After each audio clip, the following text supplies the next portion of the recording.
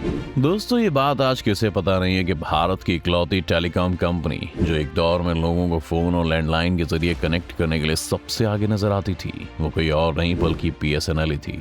और आपको अगर याद हो तो प्रीति जिंटा के वो एड में लड़के के घर सब कुछ होते हुए भी लड़की शादी से सिर्फ इसलिए मना कर देती है क्योंकि लड़के के घर बीएसएनएल का कनेक्शन नहीं होता। आपके घर का नंबर नहीं है, बीएसएनएल लैंडलाइन नहीं है। डैड, मैं यहाँ शादी नहीं करूँगी। और ये ऐड ऐसे ही नहीं थे, बल्कि उस वक्त बीएसएनएल की साख ही कुछ ऐसी थी। लेकिन टाइम बीतता गया और 21वीं सदी के पहले दशक के खत्म होते होते एक कंपनी भी खत्म होनी शुरू हो गई थी और आखिरी बार प्रॉफिट भी 2008-9 में रजिस्टर हुआ था। उसके बाद से तो ये बीएसएनएल सरकार के लिए बोझ ही बना रह गया। और एक वक्त में जहाँ लोग बीएसएनएल को अपना प्रोफेशनल नंबर मानते थे, वो अब नंबर भले ही कुछ लोगों के पास हो, लेकिन उसका ऑपरेटर अब बदल चुका होगा। लेकिन जियो, एयरटेल और वीआई के इस बढ़ते प्रभाव वाले दौर में सरकार ने एक बार फिर से कंपनी के लॉस को इग्नोर करते हुए इसमें 1.64 लाख करोड़ रुपए के पैकेज को इन्वेस्ट करने के लिए कहा है। इस पैकेज के तहत बीएसएनएल को फाइनेंशियल तौर पर आत्मनिर्भर बनाया जाएगा ताकि वो टेलीकम्युनिकेशन सर्विसेज में जारी कंपटीशन में जिंदा बना रहे। ऐसा इसलिए क्योंकि भारत में इस समय दूर संचार के क्षेत्र में बीएसएनएल इकलौता सरकारी दावेदार है।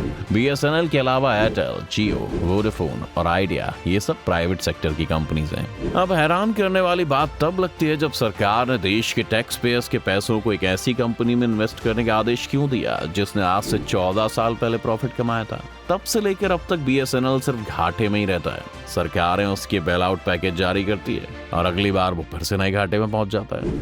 तो ऐसे में सवाल ये भी उठता है कि एक सरकारी कंपनी जो सिर्फ घाटे में रहने के लिए चल रही है, तो इस नए पैकेज से फायदे में आ जाएगी, इसकी क्या गारंटी है? इस गारंटी का तो सरकार ही जाने। लेकिन इस वीडियो में आगे बढ़ने से पहले हम आपको बता दें कि बीएसएनएल की अपनी भी एक हिस्ट्री रही है, जिसकी शुरुआत भले 2000 से हुई हो, लेकिन उसकी नींव 19वीं सदी की है। हो सकता है ये सुनकर आप हैरान हो, लेकिन आपको बताएं कि इंडिया टेलीकॉम ऑपरेटर बीएसएनएल पहले 100% गवर्नमेंट ओन वाली टेलीकॉम ऑपरेटर कंपनी थी, जिसे 15 सितंबर 2000 को शुरू किया गया था।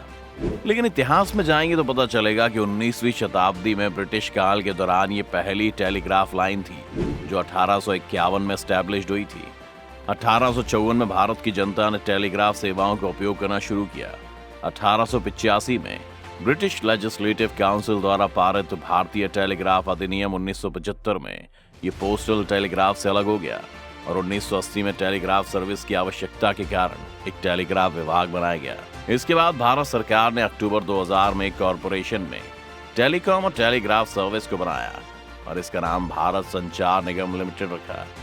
चूंकि तार यानी टेलीग्राम सेवाओं को जुलाई 2015 में बंद कर दिया गया था, इसलिए तब से लेकर आज तक बीएसएनएल सिर्फ एक टेलीकॉम कंपनी ही बनकर रह गई है। तब ऐसे में एक सवाल ये भी उठता है कि एक सरकारी कंपनी जो सिर्फ घाटे में रहने के लिए चल रही है, तो इस नए पैकेज से फायदे में आ जाएगी, इसकी क्या गारंटी है? अगर डेटा के बारे में बात करें तो सरकारी आंकड़ों के अनुसार नवंबर 2021 तक भारत में टेलीकम्युनिकेशन सर्विसेज का कंज्यूमर बेस 118 करोड़ तक पहुंच चुका है। ये आंकड़ा गवाह है कि ये सेवाएं भारत के तकरीबन हर व्यक्ति तक पहुंच चुकी हैं। इसलिए अब अपनी इनकम को बढ़ाने के लिए टेलीकॉम कंपनीज अब मोबाइल कंज्यूमर्स की संख्या बढ़ाने के बजाय इंटरनेट सेवाओं की कवरेज बढ़ाने और प्रति व्यक्ति द्वारा किए जा रहे रिचार्ज का खर्च बढ़ाने पर ज्यादा निर्भर हैं। अब अगर आप पूछें कि इन सब में बीएसएनएल कहां खड़ी है, तो जहां तक इंटरनेट कवरेज की बात है, तो बाकी निजी कंपनियां जिस टाइम 5G की दौड़ में उस समय सरकारी कंपनी ने अभी तक 4G सेवाएं भी शुरू नहीं की।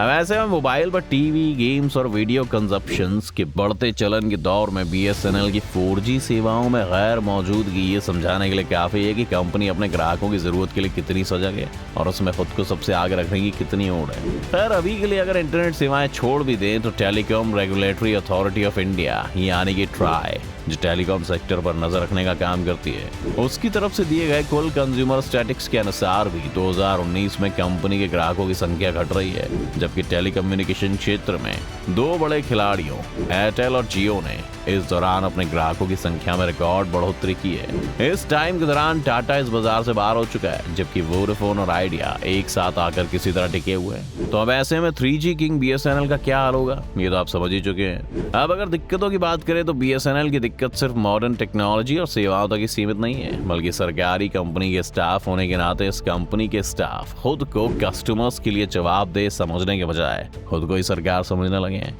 बिल्कुल वैसे ही जैसे SBI में अपने ही पैसों के लिए आपको गिड़गिड़ाना पड़ता है। लेकिन इस पैकेज के बाद BSNL अपने इस वर्क कल्चर को कैसे बदल पाएगी, ये उसके सामने सबसे बड़ी चुनौती होगी। वैसे तो ग्रामीण और दूर दराज एरियाज में टेलीफोन सर्विसेज अवेलेबल करवाने के चलते BSNL को यूनिवर्सल सर्विस ऑब्लिगेशन फंड से सब्सिडी भी मिलती रही है। हालांकि टेलीकॉम डिपार्टमेंट के तहत अटैच्ड ऑफिस कस्टमर सर्विस के प्रति गैर जिम्मेदार रवैये के कारण ये सब्सिडी पर मिलने वाली सर्विस में भी ग्राहकों की एक्सपेक्टेशंस पूरी नहीं कर पाई है। इसके साथ ही ये आंकड़ा भी ध्यान देने लायक है कि 2017 से 20 के दौरान पिछले 3 सालों में BSNL के 41,34,029 लैंडलाइन और 3,45,000 मोबाइल कनेक्शन सरेंडर किए गए।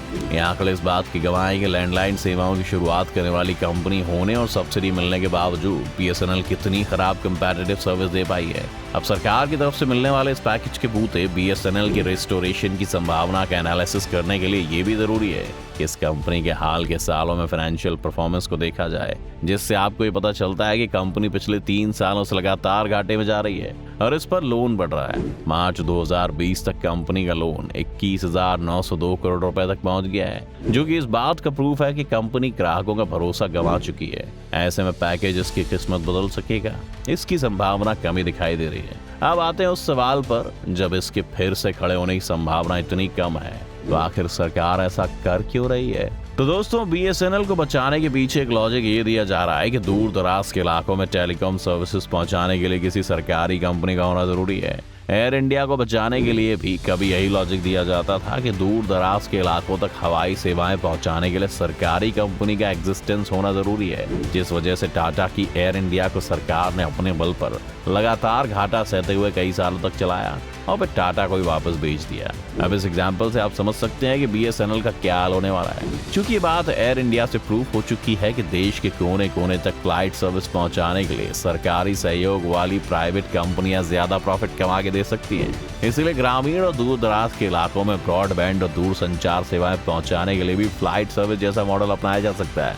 और साथ ही इंसर्जेंसी या फिर हिंसा से प्रभावित और आर्मी के लिए क्रिटिकल एरियाज को मार्क करके मात्र इन सेवाओं को प्रदान करने के लिए BSNL को पूरी तरह से इस्तेमाल किया जा सकता है, ताकि सरकार के खजाने या कहें कि आम लोगों की जेब पर कम बोझ पड़े। दोस्तों, आमतौर पर मोदी सरकार का मेन फोकस हमेशा से ही सरकारी कंपनियां चलाने से ज्यादा देश चलाने पर रहा है, जिसकी वजह से सरकार ने कई सरकारी कंपनियों में प्राइवेटाइजेशन करने पर बहुत जोर दिया है और भारत में प्राइवेटाइजेशन बड़े लेवल पर हो भी रहा है। लेकिन ऐसे में BSNL के मामले में बिल्कुल अलग रुख क्यों अपनाया जा रहा है, ये समझ से परे है। खैर, सरकार की इसके पीछे क्या मंशा है, ये तो आने वाले समय में ही पता चलेगा। लेकिन क्या BSNL कभी सरकार को एक प्रॉफिटेबल बनकर फायदा पहुंचा पाएगा, ये बात देखने वाली होगी। आपकी इस मामले में क्या राय है, हमें कमेंट करके जरूर बताएं। साथ ही इस वीडियो को लाइक और शेयर करना ना भूलें और हमारे चैनल को सब्सक्राइब करें।